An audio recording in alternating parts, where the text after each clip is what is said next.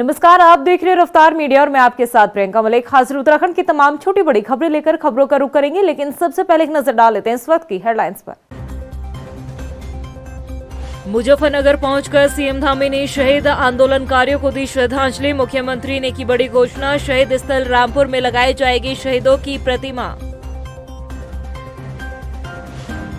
रामपुर तिराहा कांड को पूरे हुए 30 साल, आज तक राज्य आंदोलनकारियों को नहीं मिला इंसाफ। घटना को याद कर सिहर उठते हैं लोग। आय से अधिक संपत्ति मामले में मंत्री गणेश जोशी पर कार्रवाई को लेकर नजदीक आई फैसले की घड़ी। 8 अक्टूबर तक धामी कैबिनेट को लेना होगा फैसला। सरकार के सामने असमंजस की स्थिति। और हरियाणा की तर्ज पर उत्तराखंड में भी लागू होगी परिवार रजिस्टर योजना। सरकारी योजनाओं का लाभ लेने वाले परिवारों का डाटा होगा तैयार। हेडलाइंस के बाद बुलेटिन में खबरें विस्तार से। रामपुर तिराहा कांड के आज 30 साल पूरे हो चुके हैं और इस मौके पर सीएम पुष्कर सिंह धामी मुजफ्फरनगर पहुंचे, जहां उन्होंने शहीद राज्य आंदोलनकारियों को श्रद्धांजलि दी। इस दौरान सीएम पुष्कर सिंह धामी ने शहीद स्थल के लिए भूमि दान करने वाले महावीर शर्मा की प्रतिमा का शिलान्यास भी किया। वहीं मुख्यमंत्री पुष्कर सिंह धामी ने बड़ी घोषणा करते हुए शहीद स्थल पर रामपुर गोली कांड में शहीद हुए राज्य आंदोलनकारियों की प्रतिमा लगाने की भी बात कही है। उधर मुजफ्फरनगर से रामपुर तिराहा कांड से लौटते वक्त सीएम पुष्कर सिंह धामी रुड़की के कुंजा बहादुरपुर गांव पहुंचे, जहां उन्होंने कुंजा गांव के ग्रामीणों को संबोधित करते हुए कहा कि जो वादा पूर्व सांसद रमेश पोखरियाल निशंक ने ग्रामीणों से किया उसे जरूर पूरा किया जाएगा। उन्होंने कहा कि इस गांव से हम शहीदों का इतिहास और यादें जुड़ी हुई है। गाँव के लिए ही नहीं, हमारे प्रदेश के लिए और देश के लिए भी आवश्यक है, क्योंकि यहाँ से भारत को स्वतंत्र कराने की एक बहुत बड़ी मसाल उसकी शुरुआत हुई थी, इसकी ज्वाला प्रज्वलित हुई थी। इसलिए हमारा राष्ट्रीय महत्व का स्थान है और यहाँ के लिए हम प्रतिबद्ध हैं। ये हमारी प्राथमिकता में है। पहले भी जो यहाँ के प्रस्ताव समिति ने दिए थे, हमारे स्थानीय सांसद आदरणीय डॉक्टर निशंक जी ने दिए थे, उन सभी को राज्य सरकार ने आगे बढ़ाया है। हमारा प्रयास होगा कि आगे भी जो है इस गाँव का सर्वांगीण विकास हो हर दृष्टि से। आज रामपुर तिराहा कांड को पूरे 30 साल हो चुके हैं। आज भी उस घटना को याद कर राज्य आंदोलनकारी सिहर उठते हैं। उत्तराखंड के लोगों को अलग राज्य तो मिल गया, लेकिन क्या आंदोलनकारियों के सपने 30 साल बाद भी पूरे हो पाए हैं या नहीं, ये रिपोर्ट देखिए। रामपुर तिराहा कांड को पूरे हुए 30 साल, 30 साल बाद भी आंदोलनकारियों का सपना अधूरा। घटना को याद कर सिहर उठते हैं आज भी लोग। मुजफ्फरनगर के रामपुर तिराहे पर 1 और 2 अक्टूबर 1994 के दिन में जो हुआ उसके घाव आज भी लोगों को सन्न कर देते हैं। 1 अक्टूबर की रात में अमानवीयता के बीच ऐसी बीती कि 2 दिन इतिहास में काले अध्याय के रूप में छप गए। आज भी इस घटना को याद कर लोग सिहर उठते हैं। सिलसिलेवार तरीके से आपको बताएंगे कि किस तरह से अलग राज्य की मांग कर रहे आंदोलनकारियों पर बर्बरता की गई थी। लेकिन उससे पहले ये सवाल तो बनता है कि आखिर रामपुर तिराहा कांड के 30 साल बाद भी क्या आंदोलनकारियों का सपना पूरा हो पाया है। भले ही आंदोलन के बाद उत्तर प्रदेश से अलग उत्तराखंड मिल गया हो, लेकिन क्या अब तक उत्तराखंड को स्थायी राजधानी मिल पाई है? क्या भू कानून का मुद्दा सुलझ पाया है? शायद जवाब होगा नहीं। बारी बारी से सियासी पार्टियों को सत्ता संभालने का मौका मिलता रहा, लेकिन किसी भी सरकार ने इस अहम मुद्दों पर मजबूती से कदम नहीं उठाया। मैं एक बार फिर से अपने सभी बलिदानियों को, जिन्होंने उत्तराखंड राज्य के लिए अपना बलिदान दिया है, उनको नमन करता हूं और हमारे सभी आंदोलनकारियों का भी, उनका भी स्मरण करता हूं, जिन्होंने एक लंबा कालखंड इस आंदोलन में लगाया, संघर्ष किया, जिसके कारण से हमको ये राज्य प्राप्त हुआ है। अब सिलसिलेवार तरीके से आपको बताते हैं कि आखिर कैसे 30 साल पहले मुजफ्फरनगर के रामपुर तिराहा कांड को अंजाम दिया गया था। 1 अक्टूबर 1994 को अलग राज्य उत्तराखंड की मांग को लेकर आंदोलनकारी दिल्ली जा रहे थे।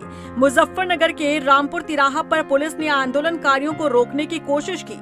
आंदोलनकारी नहीं माने तो पुलिस कर्मियों ने फायरिंग की। इसमें 7 आंदोलनकारियों की मौत हुई।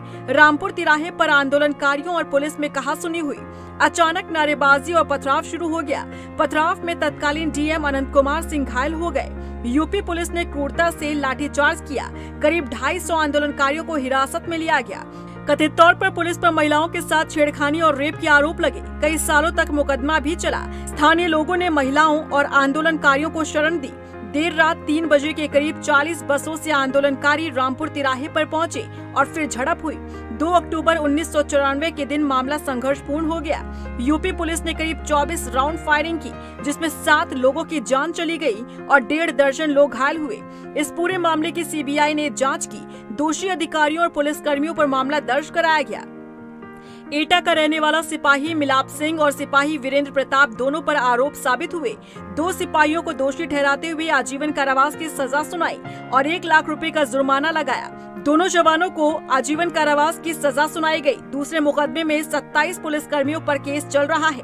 30 साल पहले हुए रामपुर तिराहा कांड के बाद राज्य से लेकर केंद्र तक की सियासत गरमाई है। नतीजा ये रहा कि आंदोलनकारियों के आगे सरकार को झुकना पड़ा और साल 2000 में उत्तराखंड राज्य अस्तित्व में आया। लेकिन रामपुर तिराहा कांड के आंदोलनकारियों का सपना आज भी अधूरा है। रफ्तार मीडिया के लिए देहरादून से ब्यूरो रिपोर्ट। उधर हल्द्वानी में भी रामपुर तिराहा कांड की बरसी पर राज्य आंदोलनकारियों को श्रद्धांजलि दी गई। इसके साथ ही शहीद आंदोलनकारियों के दोषियों को सजा न मिलने पर सरकार के खिलाफ जमकर नारेबाजी की गई। आंदोलनकारियों ने सरकार पर आरोप लगाते हुए कहा कि शहीद आंदोलनकारियों के अनुरूप राज्य बनना तो दूर, उनको न्याय आज तक नहीं मिल पाया है। शहीदों के परिजनों को न्याय दिलाने की मांग की गई।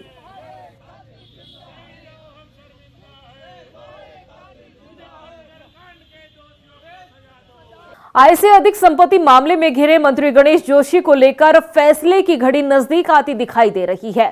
जी हां, मामले में जांच को लेकर थामी कैबिनेट को 8 अक्टूबर तक फैसला लेना होगा। ऐसे में विपक्षी की चुप्पी पर भी सवाल खड़े होने लगे हैं। यह रिपोर्ट देखिए। 8 अक्टूबर तक कैबिनेट मंत्री गणेश जोशी को लेकर थामी सरकार को फैसला लेना होगा कि आय से अधिक संपत्ति मामले में उन पर जांच बैठाई जाए या फिर नहीं। दरअसल मंत्री गणेश जोशी आय से अधिक संपत्ति मामले में घिर चुके हैं। जांच के लिए धामी कैबिनेट को फैसला करना है, जिसकी तारीख नजदीक आती दिखाई दे रही है। बता दें कि वकील विकेश नेगी ने भी विजिलेंस को मंत्री से आय से अधिक संपत्ति के मामले में सभी दस्तावेज दिए और कार्रवाई की मांग की। विपक्षी दल भी धामी सरकार से अपने मंत्री के खिलाफ कार्रवाई की मांग कर रहे हैं। राजनीति के जानकार भी इस बात को मानते हैं कि धामी सरकार के सामने धर्म संकट है कि सरकार जिस जीरो टॉलरेंस की नीति पर काम करने की बात कहती है, उसमें बाधा उनके मंत्री ही बना रहे हैं। आपको बता दें कि विजिलेंस कोर्ट की तरफ से विजिलेंस के अधिकारियों से पूछा गया था कि उनके द्वारा आय से अधिक संपत्ति के मामले पर मंत्री के खिलाफ क्या कुछ कार्रवाई की गई है, जिसके जवाब में विजिलेंस ने कहा था कि मंत्री परिषद और उससे जुड़े हुए व्यक्तियों पर कार्रवाई के लिए कैबिनेट की सहमति होना जरूरी है, इसलिए कैबिनेट से इस विषय पर राय मांगी गई है। बता दें कि 8 अक्टूबर तक सरकार को इस मामले पर अपना फैसला लेना है और 19 अक्टूबर को विजिलेंस कोर्ट में इस मामले पर सुनवाई की जाएगी। राजनीति के जानकारों की माने तो धामी सरकार के लिए संकट की घड़ी है, लेकिन धामी सरकार को अगर अपनी छवि साफ सुथरी रखनी है तो फिर कार्रवाई के लिए फैसला जरूर लेना होगा। इसके साथ ही विपक्ष की भूमिका पर भी सवाल खड़े किए जा रहे हैं। देखिए, उत्तराखंड में विपक्ष की जो भूमिका है, खासकर विपक्ष में यहाँ एक ही दल है, कांग्रेस पार्टी। ठीक है, बीएसपी के कुछ विधायक हैं, लेकिन कांग्रेस को इस बार जितने मुद्दे थे, देखिए 7 साल उत्तराखंड में भाजपा की सरकार को हो गए हैं और समय ज़्यादा हुआ है, इसलिए सवाल भी ज़्यादा है। लेकिन कांग्रेस के पास इतने अच्छे अच्छे मुद्दे आए, लेकिन कांग्रेस उन मुद्दों के साथ खेल नहीं पाई। वहीं कांग्रेस धामी सरकार को घेरने से बाज नहीं आ रही है। कांग्रेस की प्रवक्ता गरिमा मेहरा दसोनी का कहना है कि इतिहास में पहली बार ऐसा हुआ है कि सिटिंग कैबिनेट मंत्री और उनके विभाग पर सीबीआई जांच करती नजर आ रही है। मुझे ऐसा लगता है कि आज यदि सरकार के ऊपर इतना दबाव पड़ा है गणेश जोशी के लिए हरी झंडी दिखाने के लिए, वो विपक्षी दल के प्रेशर की वजह से ही पड़ा है। उद्यान घोटाले में गणेश जोशी का संलिप्तता पाया जाना, सीबीआई ने कहा है करोड़ों का घोटाला हुआ है उद्यान विभाग में, और ये पहली बार होगा उत्तराखंड के इतिहास में कि एक सिटिंग कैबिनेट मिनिस्टर के ऊपर, उसके विभाग के ऊपर सीबीआई जांच करती है और करोड़ों के घोटाला होने का खुलासा करती है। बीजेपी संगठन की तरफ से लगातार जीरो टॉलरेंस की सरकार चलाने का दावा किया जा रहा है। राज्य मंत्री डॉक्टर देवेंद्र भसीन का कहना है कि विपक्ष के पास कोई मुद्दा नहीं है, इसलिए उनके द्वारा इस मामले को उठाया जा रहा है। यह प्रकरण अभी माननीय न्यायालय के विचाराधीन है, इसलिए कोई टिप्पणी करना माननीय न्यायालय की अवमानना करना होगा। जहाँ तक माननीय मुख्यमंत्री जी द्वारा इस पर निर्णय लेने का सवाल है, तो अभी माननीय न्यायालय ने जो 8 अक्टूबर तक का समय दिया है, हमें उसकी प्रतीक्षा करनी चाहिए और जो न्यायिक प्रक्रिया है उसके अनुरूप ही माननीय मुख्यमंत्री जी और राज्य सरकार काम करेंगे। बाकी जांच के मामले में स्थिति स्पष्ट है कि जांच से सरकार पीछे कतई नहीं हट रही है। कैबिनेट मंत्री गणेश जोशी के मामले में धामी सरकार के मंत्रिमंडल को 8 अक्टूबर तक अपना फैसला लेना है। ऐसे में सरकार के पास सिर्फ 1 सप्ताह का समय बचा है। देखना ये होगा कि धामी सरकार इस पूरे मामले पर क्या कुछ फैसला लेती है। रफ्तार मीडिया के लिए देहरादून से सुशांत सिंह की रिपोर्ट। नियोजन सचिव आर मीनाक्षी सुंदरम ने घटती बेरोजगारी दर और बढ़ती जीएसडीपी के आंकड़ों को साझा किया है। उन्होंने बताया कि प्रदेश में सकल घरेलू राज्य उत्पाद का आंकड़ा 1.3 गुना बढ़ा है, जबकि बेरोजगारी दर 14.2% से घटकर 9.8% पहुंच गई है। नियोजन सचिव के मुताबिक प्रदेश में पर्यटन के क्षेत्र में रोजगार बढ़ रहा है, वहीं सरकारी नौकरी से भी प्रदेशवासियों को रोजगार मिल रहा है। इसके अलावा महिला श्रमिकों की संख्या में भी इजाफा हुआ है। उन्होंने बताया कि प्रदेश की प्रति व्यक्ति आय राष्ट्रीय औसत से ऊपर है। इस वित्तीय वर्ष में औसतन 26% जो व्यक्ति है उनकी आय में वृद्धि हुई है। बेरोजगारी दर में हमारी गिरावट आई है। ये अगर 15 से 29 साल का जो फिगर बताऊं मैं, रूरल अर्बन दोनों जोड़ करके, हमारे पास इंडिविजुअल फिगर भी है, अगर आपको रूरल अलग, अर्बन अलग, महिला अलग, पुरुष अलग है तो वो भी हम दे देंगे। लेकिन मैं ओवरऑल कुमुलेटिव फिगर की बात करूं तो 15 से 29 साल वाले में हमारा बेरोजगारी दर 22-23 में 14.2% था, 14.2%। अब वो घट करके 9.8% में आ गया है। लगभग 4.4% की गिरावट आई है हमारी बेरोजगारी दर में। और जो हमारी जो जीएसडीपी में जो बढ़ोतरी हुई है, इसके लिए भी हमारे पॉलिसीज़ जो बहुत ज़्यादा रिविजन्स हुए हैं, उसकी भी कारण उसका भी इम्पैक्ट रहा है। और उसके अलावा हमारी जो प्रोग्राम्स हैं, प्रोग्राम्स में हमारा जो होम स्टे योजना है, इसका भी काफ़ी रोल रहा है। आप उत्तराखंड में सौर ऊर्जा के क्षेत्र में बेहतर कार्य किए जा रहे हैं। ऊर्जा सचिव आर मीनाक्षी सुंदरम का कहना है कि उत्तरकाशी, टिहरी और चंपावत जिलों में सौर ऊर्जा के क्षेत्र में सराहनीय कार्य हुए हैं। मौरी का अगर हम जिक्र करें तो मौरी का कुकरेड़ा गांव आदर्श और ऊर्जा गांव बन चुका है, जहां जमीन पर खेती भी हो रही है, उसके साथ ही ऊर्जा से बिजली भी बन रही है। इसके अलावा जो पीएम सूर्य घर योजना है, उसका भी उत्तराखंड देश में नंबर 1 राज्य बन गया है। अब आवासीय कॉलोनी को भी सोलर रूफटॉप के तहत सौर ऊर्जा से जोड़ने की योजना तैयार की जा रही है। और आज उसकी बदौलत 174 मेगावाट का 174 मेगावाट की परियोजनाएं जो है ऑलरेडी अंडर कंस्ट्रक्शन है। और कई परियोजनाएं मुझे तो मालूम पड़ा था कि टिहरी, उत्तरकाशी, दिन तीसरा चंपावत, ये 3 जिले बहुत अच्छा कर रहे हैं। और उत्तरकाशी और टिहरी में तो कई गांव जो है पूरा सोलर विलेज बन गया है। और ये हम लोग पूरे कंट्री के लिए एक मॉडल क्रिएट कर सकते हैं। अदरवाइज़ तो सोलर में पहले इन्वेस्टमेंट बहुत बड़े लोग ही करते थे कि बड़ी परियोजनाएं बनती थी, एक साथ जो है 100 मेगावाट 200 मेगावाट का। लेकिन अब छोटे लोगों ने भी उसमें एंटरप्रेन्योर बनना शुरू हो गया, ये अच्छी बात है। और दूसरा एक गांव है वहाँ पर मोरी तहसील में कुकरेड़ा, तो वो एक अच्छा आदर्श विलेज बन गया है जिसमें सोलर के साथ साथ नीचे खेती भी कर रहे हैं। हरियाणा की तर्ज पर उत्तराखंड में भी अब परिवार रजिस्टर योजना प्रदेश में लागू करने की तैयारी की जा रही है, जिसके तहत सरकारी योजना का लाभ उठा रहे परिवार का पूरा डाटा तैयार किया जाएगा। जो परिवार अभी तक सरकारी योजनाओं से दूर हैं, उनको योजनाओं का लाभ मिलेगा। इसके साथ ही सरकार की कोशिश ये भी है कि जो सरकारी योजनाओं का गलत तरीके से इस्तेमाल कर रहे हैं, उन पर कार्रवाई भी की जाए। देखिए, परिवार रजिस्टर पहले हरियाणा सरकार ने बनाया था, फिर उसके बाद भारत सरकार से एक गाइडलाइंस आई थी कि आप जो है इसको हर स्टेट में इम्प्लीमेंट करिए। हालांकि हमारी जो प्रपोजल है वो हरियाणा सरकार ने जो बनाया था उससे भी थोड़ा सा आगे बढ़ करके है। ये हरियाणा सरकार में तो केवल परिवार का जो डेटाबेस तैयार किया है, डेटाबेस तैयार करने के बाद उसको फर्दर यूटिलाइजेशन करने का कोई प्लान नहीं था।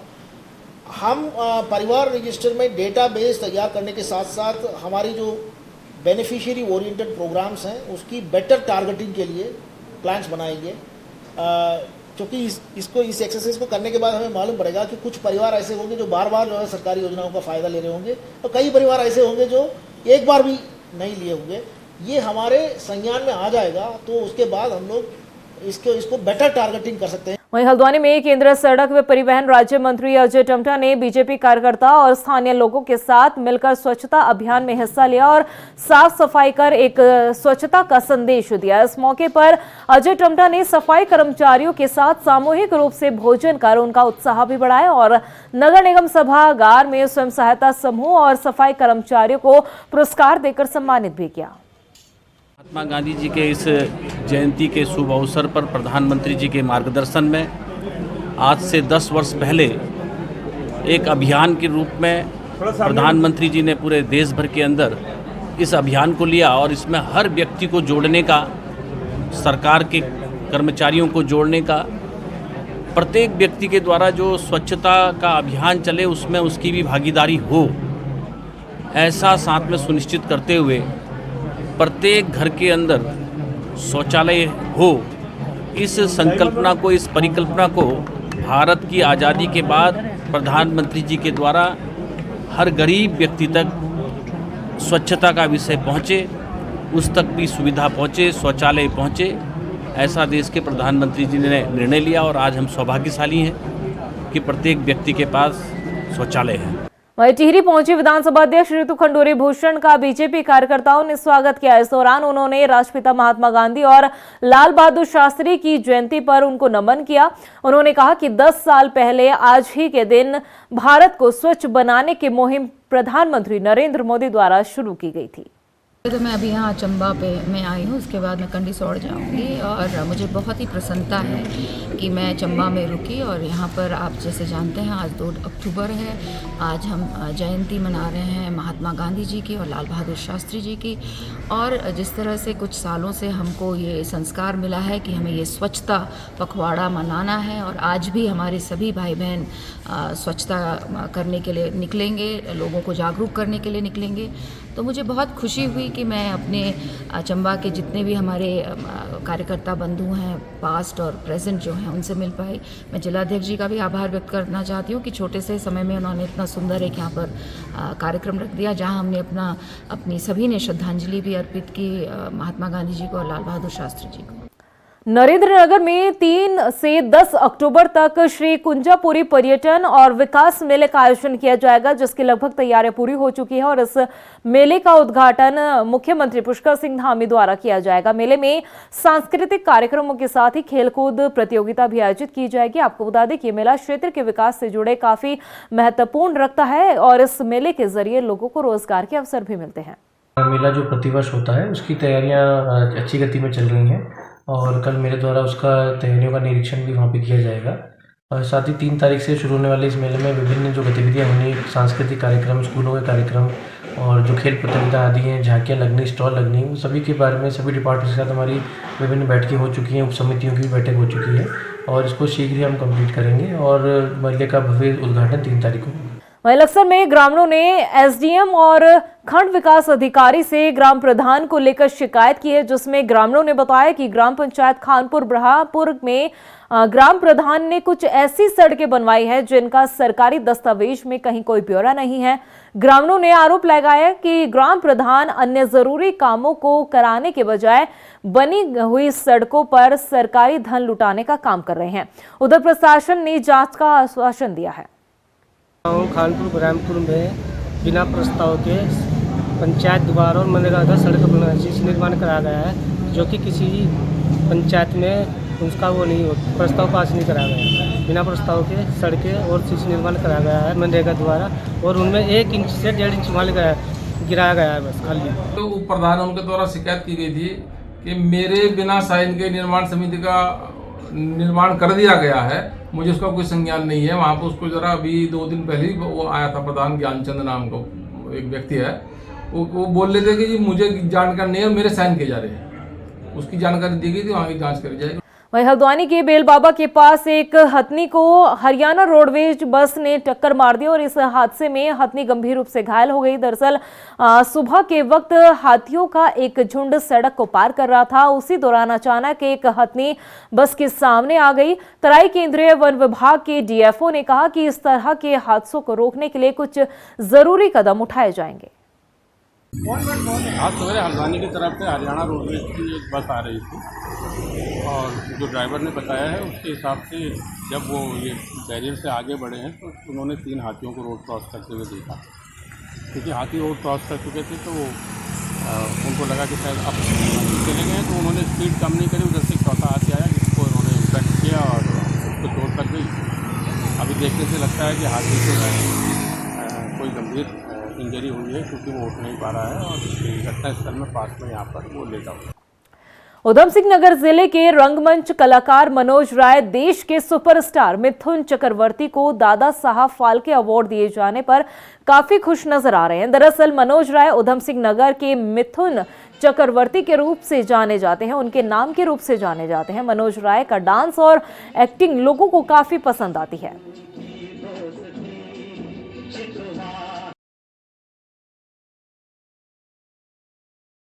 ये करीब एक कक्षा 8-9 की बात है और ये भी एक इत्तेफाक है कि लोग बाग कहते हैं कि भाई तुम्हारी शक्ल मिठुन से मिलती है, तो कुछ चीज़ें वो कहते हुए दोस्त लोग कहते रहते रहे, तो कुछ दिनों के बाल लंबे बढ़ा दिए, फिर डांस करना शुरू किया। तो कुछ चीज़ें उनकी फिल्म देख के प्रभावित हुए हम लोग और प्रभावित होने के बाद उन्हीं की तरफ फिर हम लोग ग्रुप में डांस करते रहे, एकल में भी डांस करते रहे। तो और ये आप लोगों ने इसको देखा और उसको स्वीकार भी किया कि हाँ कुछ हद तक हम उनकी तरह डांस कर लेते हैं। लेकिन ये बहुत बड़ी बात है कि उनके नाम पे हमारा नाम जोड़ना, ये हमारे लिए गर्व की बात है। प्रदेश की खबरों में इतना ही, फिर हाजिर होंगे कुछ खास खबरों के साथ। तब तक के लिए मुझे दे इजाजत, लेकिन जाने से पहले एक नजर हेडलाइंस पर। नमस्कार। मुजफ्फरनगर पहुंचकर सीएम धामी ने शहीद आंदोलनकारियों को दी श्रद्धांजलि। मुख्यमंत्री ने की बड़ी घोषणा, शहीद स्थल रामपुर में लगाई जाएगी शहीदों की प्रतिमा। रामपुर तिराहा कांड को पूरे हुए 30 साल, आज तक राज्य आंदोलनकारियों को नहीं मिला इंसाफ। घटना को याद कर सिहर उठते हैं लोग। आय से अधिक संपत्ति मामले में मंत्री गणेश जोशी पर कार्रवाई को लेकर नजदीक आई फैसले की घड़ी। 8 अक्टूबर तक धामी कैबिनेट को लेना होगा फैसला। सरकार के सामने असमंजस की स्थिति। और हरियाणा की तर्ज पर उत्तराखंड में भी लागू होगी परिवार रजिस्टर योजना। सरकारी योजनाओं का लाभ लेने वाले परिवारों का डाटा होगा तैयार।